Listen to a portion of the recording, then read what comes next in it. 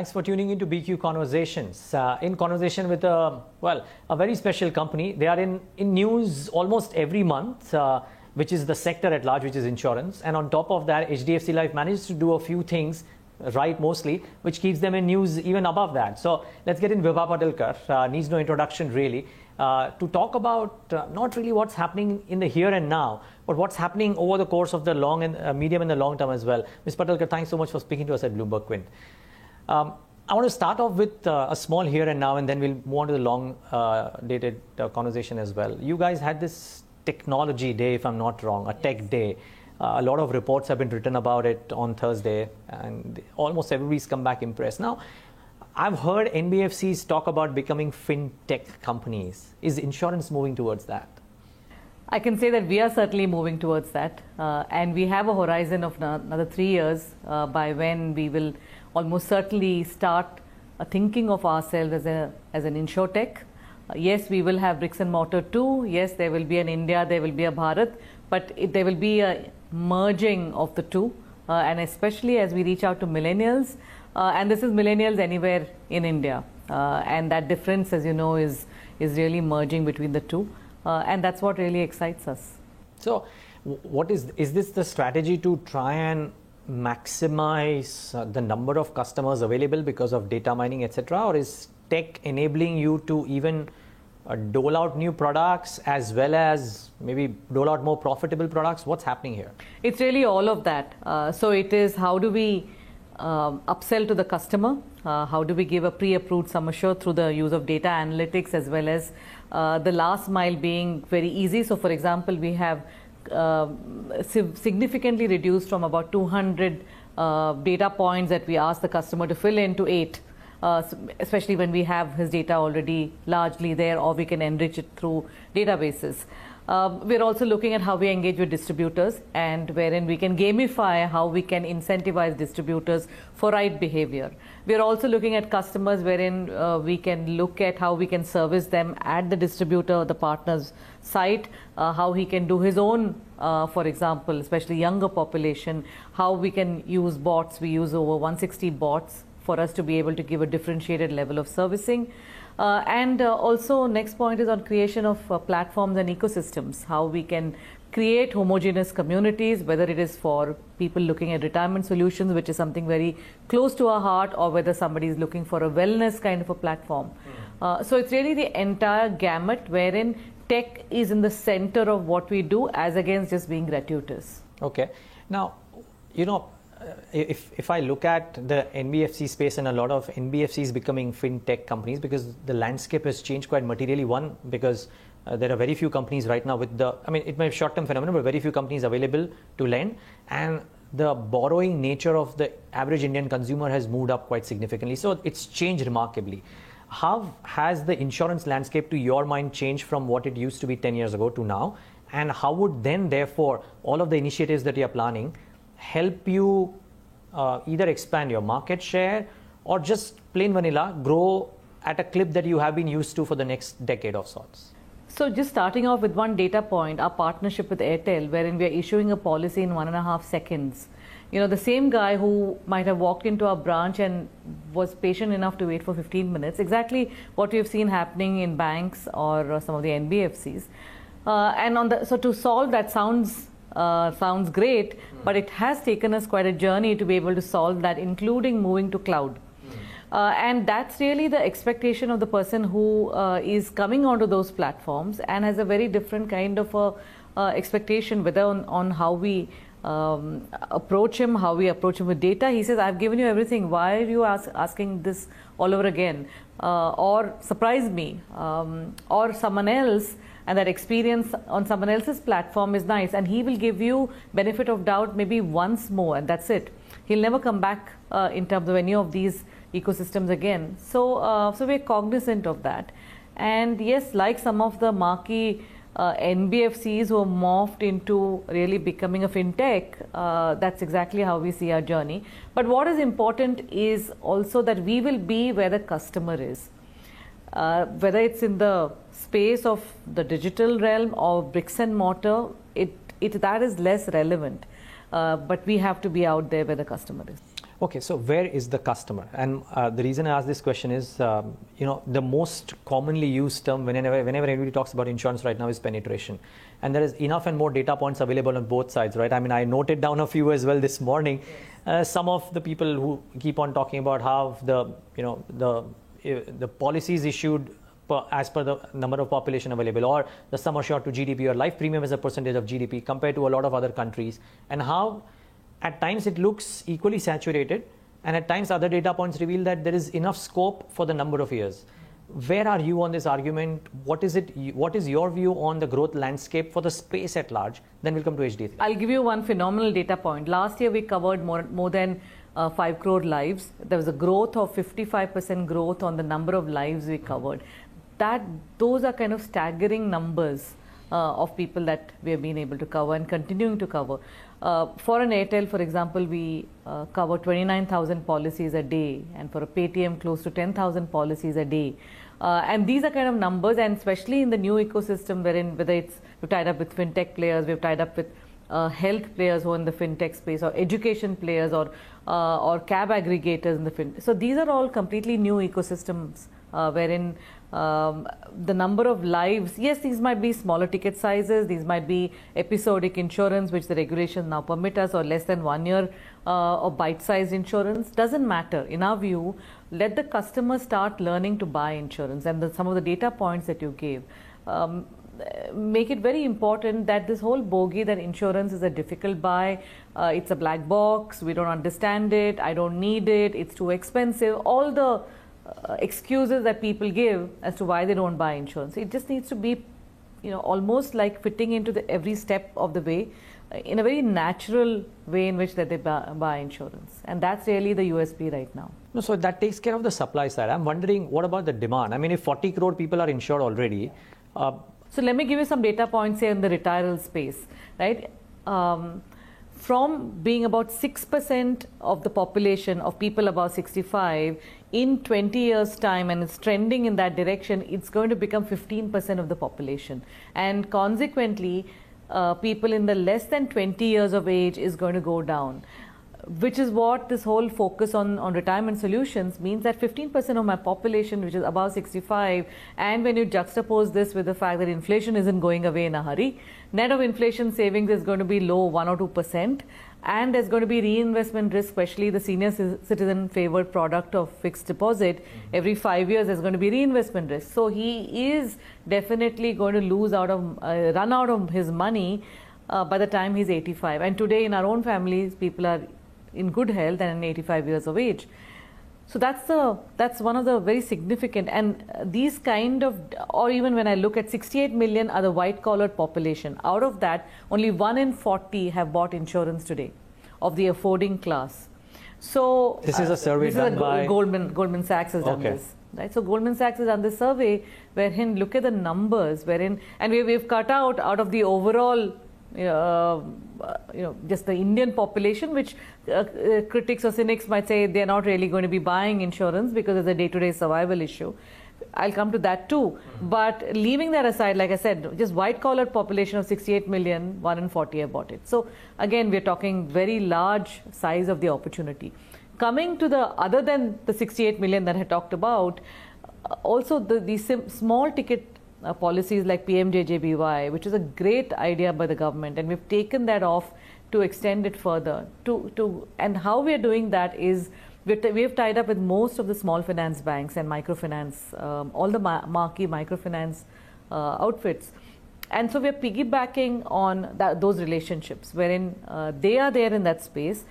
They understand that space. It's too expensive for us to get to that, and that's why we've all struggled collectively as a sector. But we can piggyback, so it's a variable cost for us, and the connects are with them, and that's when the 5.5 crore policies that I talked about is on the back of some of those things, those relationships, and we might start off small, covering insured or insuring their loans that they take, but eventually we are now moving to small ticket savings products.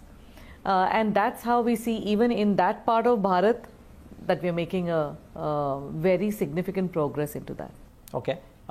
you want to finish the other point before I ask my next question, as you mentioned, because how a significant portion of that white-collar millennial who is trying to make two ends meet right now in the current scenario might not have enough savings left for insuring his life in a meaningful way. A small policy, yes, but nothing too dramatic. So you're talking about the affording classes, if you like. Yes. So there, first of all, to put things into context, insurance rates, term rates in India are one of the cheapest in the world. And it has corrected. So our own term rates have fallen over the last 7-8 years by about 35-40%. We are able to give a lot of riders, etc., attached and a lot more of inclusive additions at the same price. Also, when we look at various premium paying modes, wherein he can pay as you go, or you can have a joint life cover, which drastically brings down the charges, but both the spouses would be covered. Those sorts of things make it's more a perception that insurance is expensive. We also have a Swiss Army knife type approach to exactly answer this. We would say to the naysayer that, okay, if you survive X years, like if you survive the next 15 years, we'll give your premiums back. Okay. So really now it is just a question of, I think running out of excuses. And the millennials, don't see it that way. If we tell a millennial that it costs 15 rupees a day, he or she will say, then why are we even having this conversation? So it's more the individual who is 45 and above who might still be talking in terms of what does it cost.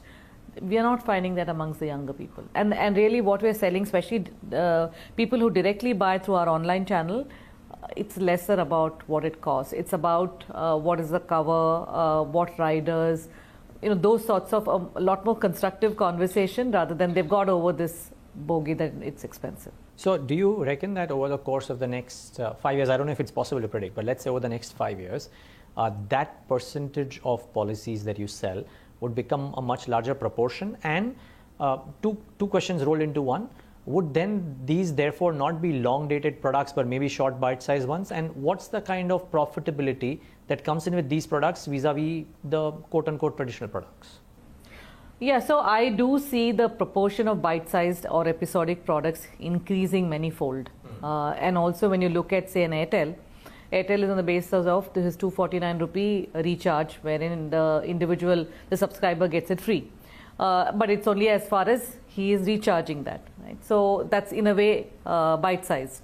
And we are the numbers that I just told you that we're writing. Yes, so that will increase, at least in terms of number of lives covered, very significantly. And it could easily be maybe over the next 5 years in terms of number of policies written, this could be say 10% of our, I'm leaving aside the ticket size, it can vary, but in terms of number of lives. Yeah, so we need to be in this space and we are the early movers into this space. I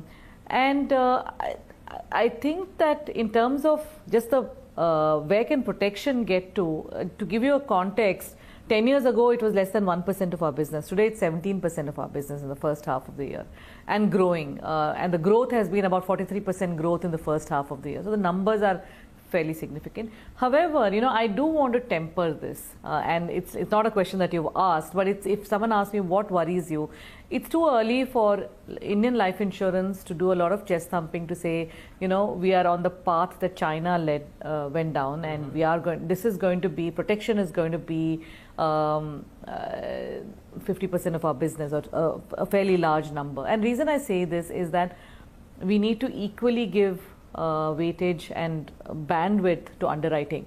No one's really talking about, and I do tell analysts as well, that what is the mortality experience? How are we tracking as a sector? And when I look at, say, the same PMJJBY, some companies like us have made profit and some companies have made fairly significant losses. That just shows that it's the same product, but who you're selling to and the quality of life is very different. So what are you pricing that product? Are you making money on that product? Or is it just a race to the bottom? Are you in this space only because of valuations? And I'm saying this very bluntly, because that's a wrong way of approaching the why of protection. It has to be like with HDFC Life, wherein forever that I can remember, we've always talked about that risk transfer has to happen from the policyholder to the company. And that's why we are in this business. And that can be in the form of mortality, which is dying prematurely, morbidity, which is illness, longevity that is outliving your savings and interest rate risk, and some combination of these. So what is the philosophy of the company, and does what you're focusing on gel with the philosophy? And that's why a little bit of word of caution on this new kid on the block, which is protection. So I take on board from what you've just told me that even if it grows at a very rapid pace and it's bite-sized and it's millennial, it'll still be fairly profitable a product. It will not be multiple notches below, if at all, the traditional profitability that you've enjoyed on your other products. So I'll caveat that's the design. But if people start undercutting a lot, okay, and if people start throwing caution to winds in terms of underwriting the quality of life, then the margins could even be zero. We already started seeing that, right? Not necessarily in that. Because there's very little data that's available. Unlike, say, in the UK, wherein typically an average Joe Bloggs who gets off the street into a hospital has to have an NHS number, and otherwise he can't get medically treated. In India, you can get into a nursing home and get whatever you want to do.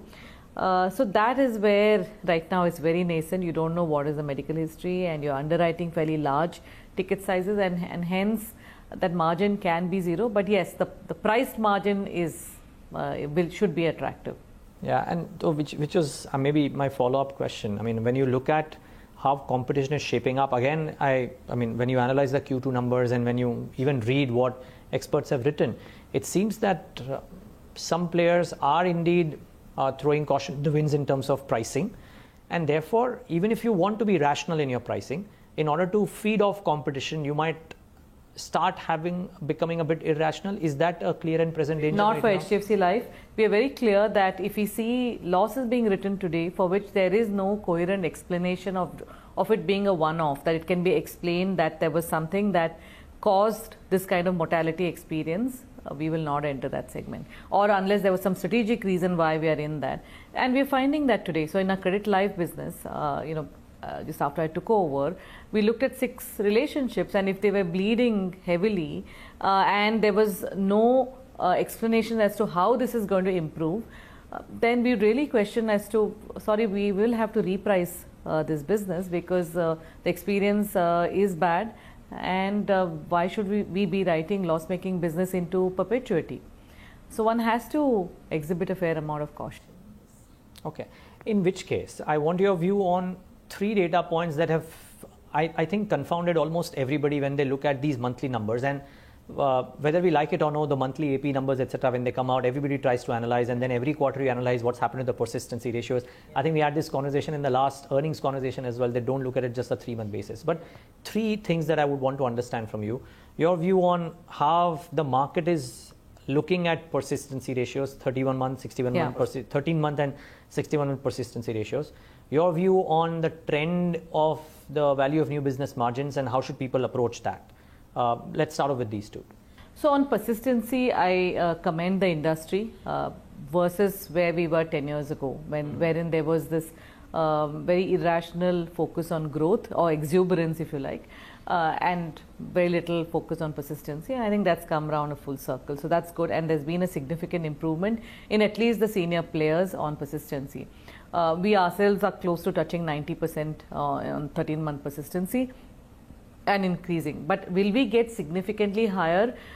I don't think so, unless I also see a need for the structure of the product, at least in the first 5 years, wherein he does lose his shirt. And the reason I'm saying that in a very strong language is that we're all used to buying PPF, for example, and not being able to lay our hands on the money for next 7 years. That is okay by us, and we have factored in that we will not be able to get our hands, and that's fine. Why don't we do that the same for insurance? Because I would tell somebody that if you're looking for a short-term product wherein you want your money out in a year, then please don't buy insurance. Please don't buy a savings product. But if you want a long-term accumulation of wealth, which will give you decent returns, and as a life cover, come and buy insurance. So we're very clear on that. So where is the confusion? And that's where I feel that he should not be able to get his hands on the money. That, I think, from a construct point of view, countries like China, perhaps, he does have a lot more to lose than he does in India. So that is one, and hence some of the headwinds on can persistency increase to say mid 90%. With some of these tweaks, it can be.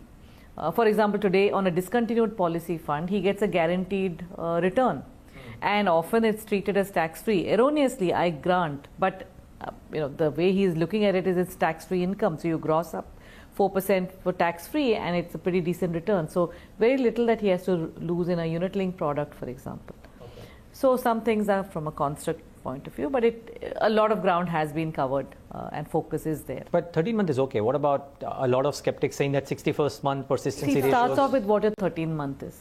If the horse has already bolted, then there's only that much that you can do down the line. But people might be sticking for 13 months, but not necessarily sticking for the longer tenure.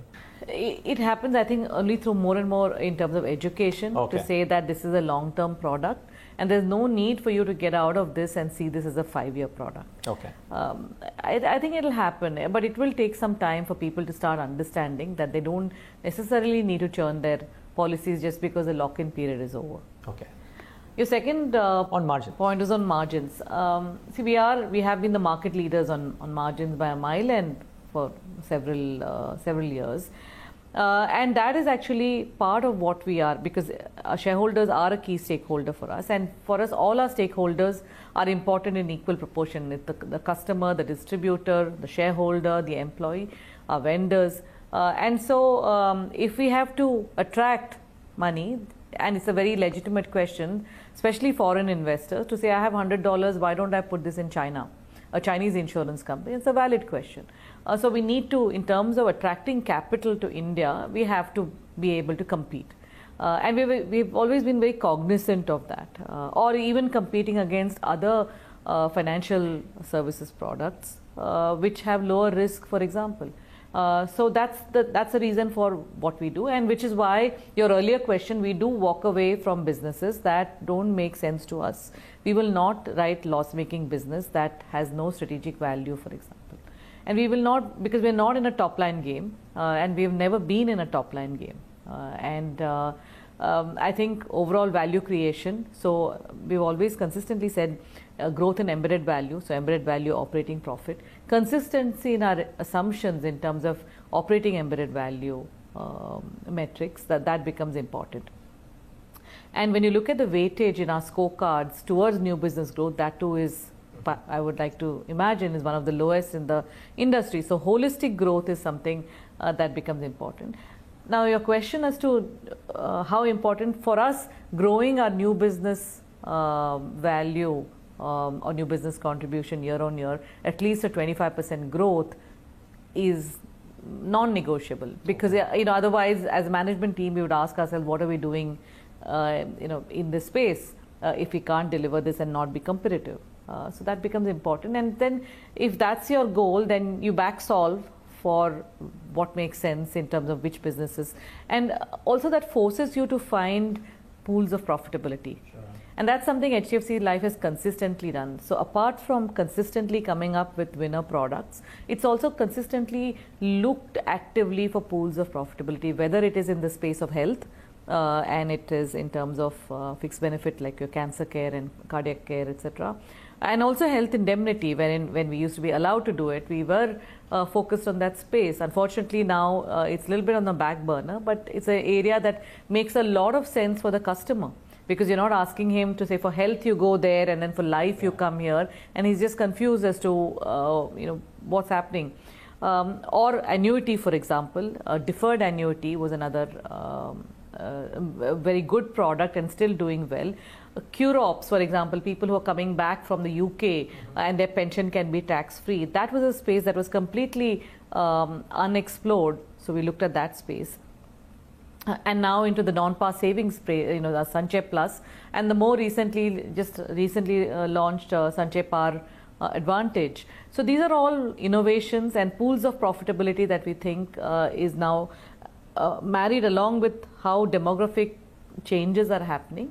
So that customers accept that product very well, and we are also able to write profitable business off the back of it. Am I to assume that for whatever foreseeable future that you can look at, never mind what happens to growth, and growth will hopefully trend upwards, your operational metrics will not deteriorate if in fact you become a tech insure company, as you said, if I'm using the term correctly.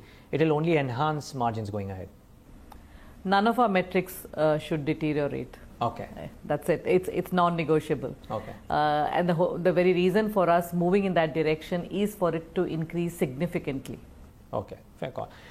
One more question, and that is again something that confounds me as well when I look at these monthly data numbers, and we have to look at them because they get reported. But 2 months, 3 months ago, the private insurers suddenly grab a large portion of the industry pie. LIC also loses out. Suddenly, November comes in and LIC makes a big dent, so to say. I mean, how does one analyze what's happening to the industry at large, and within that, private versus the LIC and the others, and then therefore try and see or try and gauge what would some of the private life insurers do? I think in the context of what we discussed earlier, there is enough for everyone to grow. There is such untapped opportunity that instead of really seeing that the pie is what we have to split amongst, how about growing the pie is what we should be focusing on, and that's really how HDFC Life has been focused on.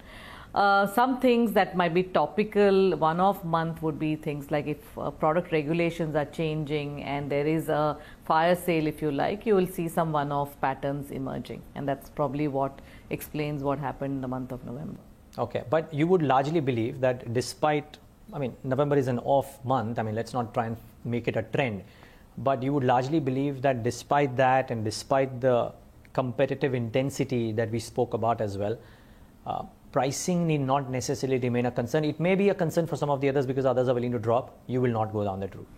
Absolutely, no question about it. And also when you look at slightly longer term numbers, our market share as a private sector had gone down to as low as 32%. That's trended up above 50%.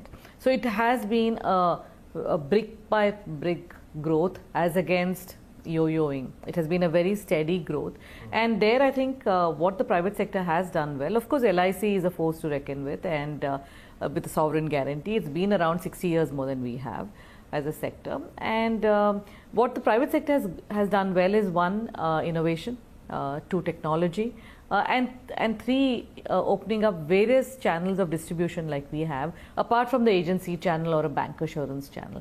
And that's really, so it is in the spirit of expanding the pie rather than just trying to cannibalize from one another. Just a short one before I ask the last question. These new channel partners that you're getting, HDFC Bank, I presume, still remains your largest primary partner. It is, yes. But the others are coming up, as you said. Yes.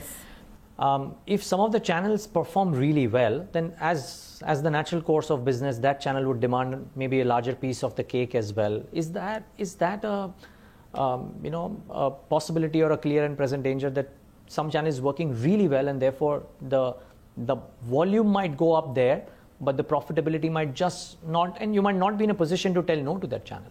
So, there are several nuances to the profitability, and it's pushes and pulls with the channel, which is why de-risking dependence on any one channel becomes important. That's one. Second is that we often underestimate HDFC brand, and it does, even for the channel to be associated with HDFC brand, because the sale becomes easier for them, and it's no longer a to and fro with their end customer that do you want to be covered by HDFC Life, so that also becomes easier. So there's always a trade-off. We might not be the top dollar, but in unit cost we might not be the top dollar, but in terms of rupee take home for the distributor, by a mile we will be most profitable for the distributor. So in all probability the distributor will want to tie up with us.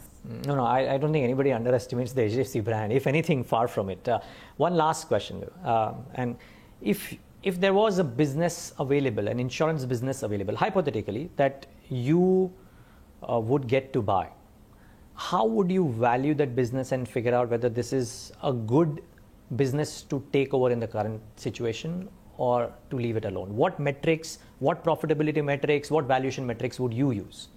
I think that business has to have something that will be complementary to us. Either it has a tight distribution that can be transferred to us, or even an agency channel, but a profitable niche, sizable agency channel that's been run profitably. The back book is the second point, which has to be pristine, because our back book we believe is, so that is the second point. and what is the price on the table, because there's always a deal at a price. So it depends on is the ask within the realms of reason, or is it very what we think is fairly unwarranted. And really it comes down to that. But there's never been a deal so far that has happened ever.